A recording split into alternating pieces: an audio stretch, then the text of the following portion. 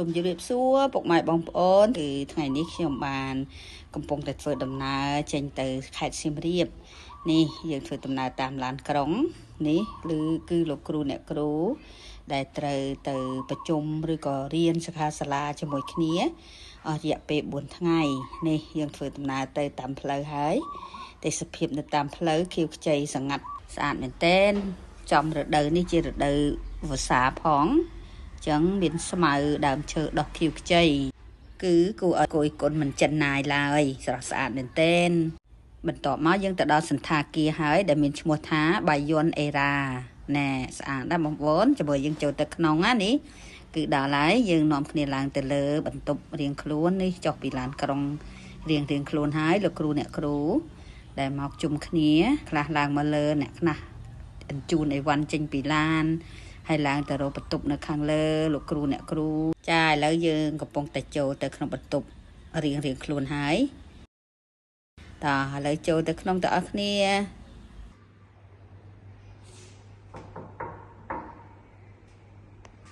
បងប្អូនយើងមកដល់ស្ថានភាពហើយ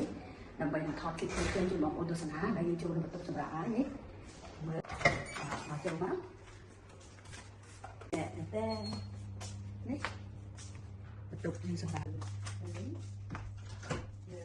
ទៅទៀតខ្ញុំនឹង review ឈុតខ្លីៗនៅអាងទឹកខាងនោះទៀតហើយនៅសាលប្រជុំទៀតនេះអស្ចារ្យ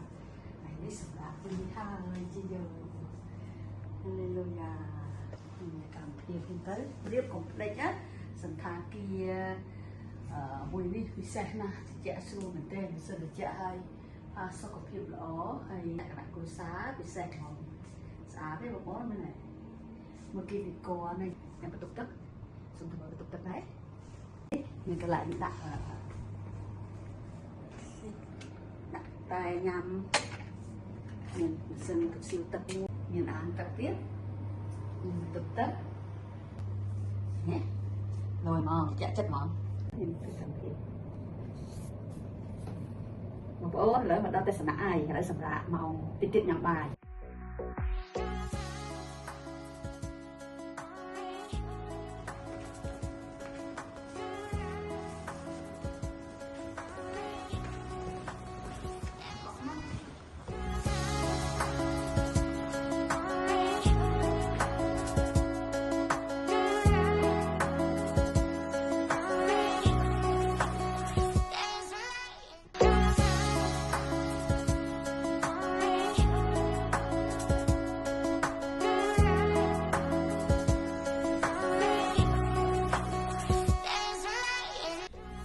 ឥឡូវយើងកំពុងតែដើរថតទេសភាពលេងបន្តិចហើយទៅញ៉ាំអាហារនៅខាងក្នុងសិនបន្ទាប់មកយើងចូលទៅក្នុងបន្ទប់ដើម្បីនឹងប្រជុំប្រកបជាមួយគ្នាថ្វាយបង្គំព្រះសិនពេលទំនេរពេលល្ងាចយើងនឹងដើរថតទេសភាពនៅជុំវិញអាងទឹកនេះជាបន្តទៀតជូនបងប្អូនទស្សនា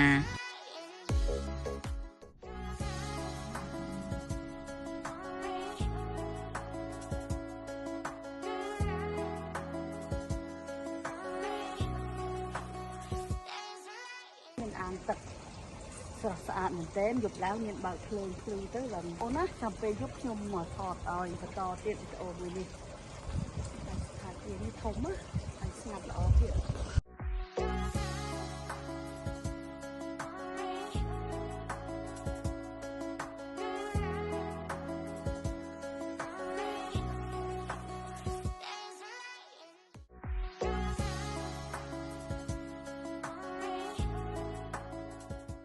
លេងមួយទៀតនេះជួយហើយ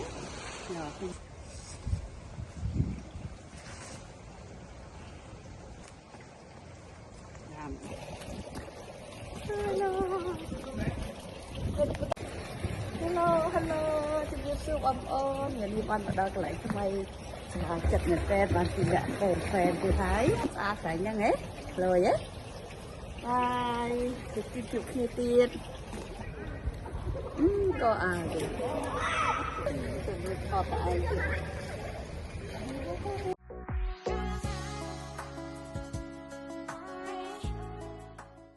ទៀត ស្ដី hello lên ăn ta cái dục tinh một chỗ như này cái này tôi có đi vào vườn mình kẹt bom ôm mơ ở kia ở đây này lại để xiêm riệp bye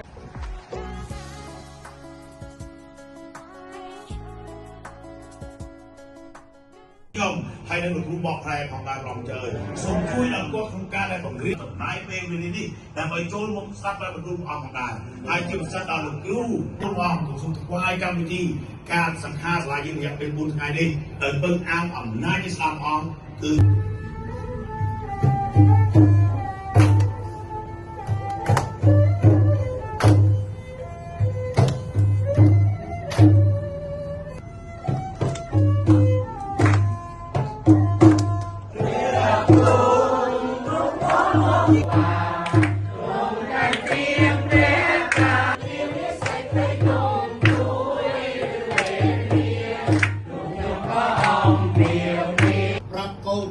បញ្ហាដែលព្រះអង្គឲ្យកូនធ្វើតាមបច្ចេកព្រះអង្គធ្វើតាមព្រះបន្ទូលពិតរបស់សម្រាប់រស់នៅលើផែនដីនេះកាយកាយទៅដល់គេឲ្យព្រះបន្ទូលថ្ងៃនេះដែលមាននៅក្នុងទំនុកតម្កើង19ខឥឡូវដល់វេលាញ៉ាំអាហារពេលល្ងាចហើយពេលដែលចប់ប្រជុំជុំគ្នាយើងមកញ៉ាំអាហារនៅខាងក្រោមជាមួយលោកគ្រូអ្នកគ្រូសប្បាយរីករាយមែនតែនអាហារក៏ឆ្ងាញ់ក្រោយពីញ៉ាំអាហារចប់យើងចេញមកខាងក្រៅដើម្បីដើរលេងនៅតាមអាងទឹកស្រូបខ្យល់អាកាសដោយស្ងាត់ស្ងៀមសប្បាយរីករាយជាបន្តទៀតនៅរូបភាពផ្សេងជាបន្តបន្ទាប់ដោយតទៅចាស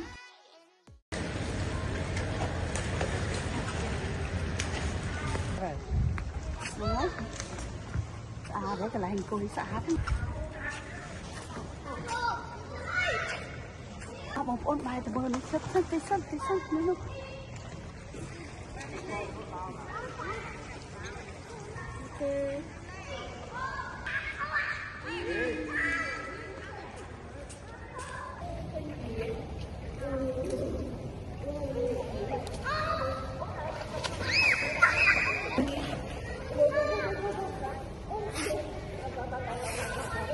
ចាខានមកលក្ខណៈបែបនេះយូរហើយយូរខែទៅមកលេងតាមសន្តាគាររៀនប្រកបប្រជុំគ្នាម្ដងអញ្ចឹងរយៈពេល 3-4 ថ្ងៃនេះយើងនឹងមានសកម្មភាពប្លែកប្លុកខ្លីជូនបងប្អូនទស្សនាបន្តមានរូបភាពនៅកន្លែងប្រជុំនៅកន្លែងញ៉ាំបាយនៅកន្លែងអាងទឹកហែលលេង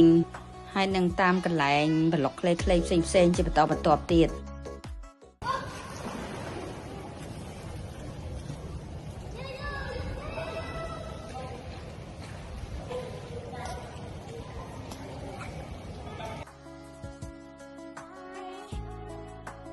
ចាតោះសូមអញ្ជើញទៅខាងមុខសន្តាគារម្ដងនេះឥឡូវយើងអង្គុយលេងនៅកន្លែងសាឡុងទទួលភ្ញៀវបន្ទាប់មកយើងចេញទៅក្រៅមើលទេសភាពមើលភ្លើងដែលនៅខាងក្រៅសន្តាគារមើលស្អាតទេនេះនៅខាងក្រៅសន្តាគារភ្លឺចែសហ្មងហើយទៅគេមិនទាន់សម្រាកទេខ្ញុំចេញមកលេងខាងក្រៅប្រហែលជាយកខ្យល់អាកាស